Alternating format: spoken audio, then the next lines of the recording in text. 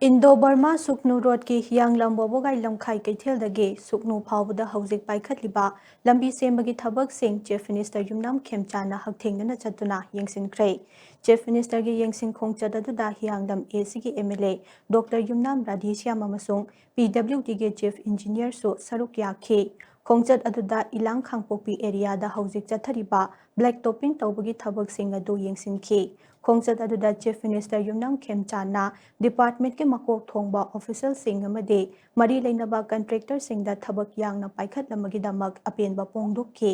masiga loinana hojik paikhatliba thabak sing ase miyamgi khallaga quality leina amade khongjel yangna chathanaba su pautak piramkhi amaromda mafam aduda leiramba khunja singki maikeidagi chief minister nangasi mafam aduda laktuna lambi semba yengsinba adugi damak thagatpa phongdokpaga loinana thabak asi chahi kayagi matungda paikhalakpa oibana hena quality lehenbiu haiba wafam sing pukhatki chief minister gi khongchat adugi makha tarakpada hianglam bobogai lamkhai kaithel gi nauna sagaliba mafam sing yengsinki kaithel adu mathang thada sangaba yanapa mayam punna honaminasi haikhe